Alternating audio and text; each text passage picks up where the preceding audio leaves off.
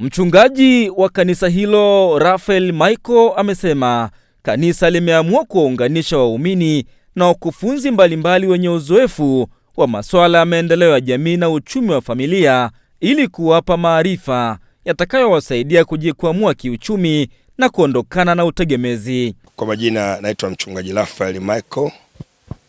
Ni mchungaji ambaye pia ni mwangalizi wa makanisa ya Pentecostal Assemblies of God Tanzania PAG katika wilaya ya Geita.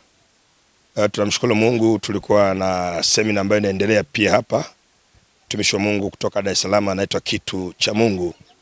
Semina ilikuwa inahusu kuvunja madhabahu za umaskini, madhabahu za laana, madhabahu za mateso na magonjwa aina mbalimbali. Na mtumishi wa Mungu amekazia sana katika habari zile za kuvunja umaskini, hasa kwa jamii, kwa watu kuweza kufanya nini, kujitegemea, kufanya kazi kwa bidii sana, na kutumia fursa ambazo zipo katika mazingira ambayo yapo. Kwa kweli tunamshukuru Mungu, kwa kweli semina imekuwa ni semina ambayo ni nzuri sana yenye kuvutia. Watu wamejisikia kufunguliwa kutoka katika vifungo vya aina mbalimbali. Watu walikuwa na magonjwa ya aina mbalimbali wamefunguliwa. Watu walikuwa na roho za maskini, lakini sasa wamejengewa ile moyo wa kujiamini na hali ya kujiamini ya kwamba sasa tayari wao ni viumbe vipya, wala hawezi wakawa tena chini ya laana kabisa. Tunamshukuru Mungu kwa ajili ya hilo pia.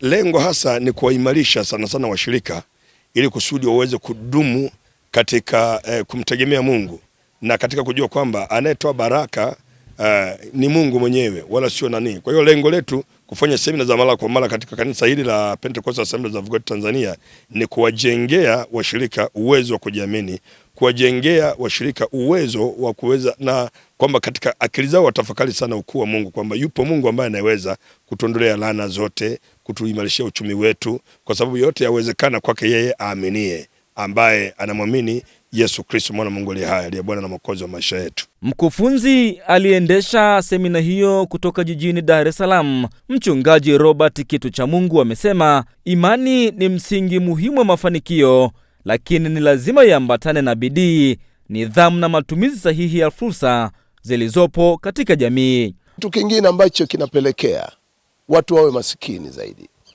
kufungwa ufahamu, kutofanya kazi. Ufahamu, mtu anafungwa, umetengenezwa, nywele zinachukuliwa zinafungwa kwenye madhabahu ya mateso. Sasa hauwi mchapakazi. Mikono yako hata kama ukishika pesa inaachia. Pesa zinatawanyika tu kwenye matatizo mbalimbali. Kazi unazozianza hazifiki mwisho. Unafungua saluni inaishia mwisho, inaishia kwenye madeni, unafunga. Watu wanaanza umamantilie, matokeo yake wanafika mwisho. Hakuna jambo litakaloendelea pasipo kushughulikia hii madhabahu. Baadhi ya waumini walioshiriki semina hiyo wamesema wamepata hamasa mpya ya kufanya kazi kwa bidii na kutafuta njia halali za kuongeza kipato katika familia zao kwa kumtanguliza Mungu.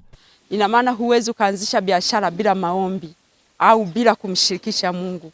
Paka umshirikishe Mungu akuonyeshe ni biashara gani ambayo ufanye. Ninatoa wito kwa wale ambao hawakupata nafasi ya kuhudhuria semina hii, waje kwa Mungu. Mafungo yote aliyowafunga yatafunguliwa, kwa sababu tumeamini katika hili Mungu wetu anaweza. Kwa hiyo wasikate tamaa kwa vile yote aliyoyafunga, lakini pia waje tu kwa Mungu, yeye atawafungua. Maneno haya yanatufundisha mtumishi wa Mungu. Ukiyachukua haya maneno anatufundisha mtumishi wa Mungu, ukaenda kuyafanyia kazi, utaona baraka na amani na muujiza. Kutoka Geita, mimi ni Mrisho Sadik.